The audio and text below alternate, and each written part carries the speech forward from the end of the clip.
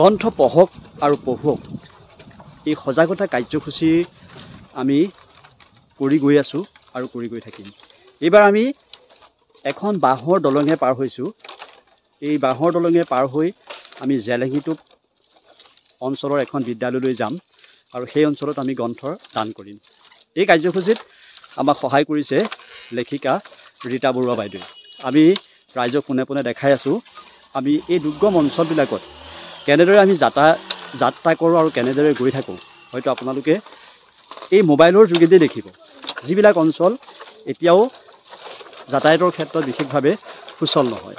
এই ছাত্ৰ ছাত্ৰীসকলকো আমি দেখাইছোঁ এনেকৈ এই বাঁহৰ দলঙে পাৰ হৈ তেখেতসকলে স্কুললৈ যায়। আমিও সেই একেই যাত্ৰাৰ সংগী হিচাপে আমি গ্ৰন্থ পঢ়ক আৰু পঢ়ুৱক কাৰ্যসূচী আমি সুচাৰুৰূপে পালন কৰি গৈ আছোঁ।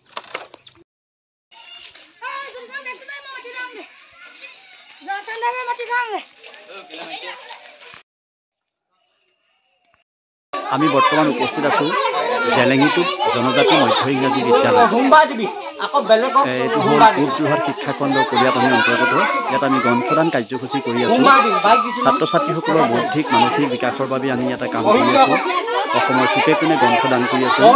আমাৰ শ্লোগান হ'ল গ্ৰন্থ পঢ়ক আৰু পঢ়ুৱক। আমি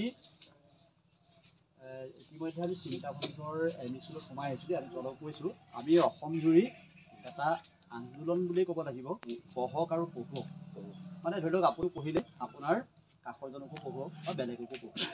ল'ৰা ছোৱালীসকলক আমি বিশেষকৈ উদ্দেশ্য কৰি লৈছোঁ।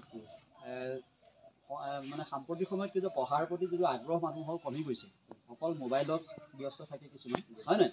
গতিকে আমি এতিয়া সেই মোবাইলটো একাষৰীয়া কৰি আকৌ যাতে আমি গ্ৰন্থ পঢ়াৰ এটা পৰিৱেশ সৃষ্টি কৰিব পাৰোঁ, সেই কাৰ্যসূচীটো আমি অসমৰ চুকে কোণে কৰি আছোঁ। মানে কি যে পঢ়ক আৰু পঢ়ুৱক। এতিয়া আমাৰ এই কাৰ্যসূচীত আমাৰ লগতে আছে ৰীতা বৰুৱা বাইদেউ। মই এয়া ৰীতা বৰুৱা বাইদেউ, তেখেতে এজন ভাল লেখিকা কবি, তেখেতে নাম প্ৰশাসন ইংৰাজীলৈ অনুবাদ কৰি আছে। মই হ'লোঁ নিজে অৰূপজ্যোতি হাজৰিকা। আমিও গ্ৰন্থ লিখিছোঁ, লেখাৰ লগে লগে সমান্তৰালভাৱে পঢ়ুৱৈ সৃষ্টি কৰি আছোঁ। বিশেষকৈ ছাত্ৰ ছাত্ৰীসকলৰ বৌদ্ধিক মানসিক বিকাশৰ কাৰণে আমি কাৰ্যসূচী লৈছোঁ। গম পাইছেনে? আমি তোমালোকৰ স্কুলৰ লাইব্ৰেৰীলৈ বা ছাত্ৰ ছাত্ৰীসকলক আমি কিতাপ অলপ দি থৈ গুচি যাম, বা আমি ছাৰক দিম, তোমালোকে লাইব্ৰেৰীৰ পৰা আনি পেলাই পঢ়ি কৰিব। আৰু লগতে তোমালোকে মা দেউতাহঁতক ক'বা বুজিছা, এখন আলোচনী, শিশু আলোচনী নাম শুনিছানে? মৌচাক, নতুন আৱিষ্কাৰ, মুকুতা, 12-18, ৰংমেলা, এইবিলাক নাম শুনিছা নাই? শুনিছা? এইবিলাক তোমালোকে একোখনকৈ ল'বলৈ চেষ্টা কৰিবা। আৰু পাৰিলে ঘৰত একোখনকৈ বাতৰি কাকত ল'বা। কি হ'ব তেতিয়া নজনা কথাবিলাক জানিব পাৰিবা, হয় নাই? এই চোৱা আমি সৰ্বসাধাৰণ জেলেঙীটোপক কি বুলি কয়, জকাইচুক বুলি কয়, মানে একেবাৰে পিছপৰা অঞ্চল বুলি কয়, হয় নাই? তোমালোকৰ এই পিছপৰা অঞ্চলৰ পৰাই ভাল মানুহৰ সৃষ্টি হ'ব লাগিব। গম পালানে? গম পালা?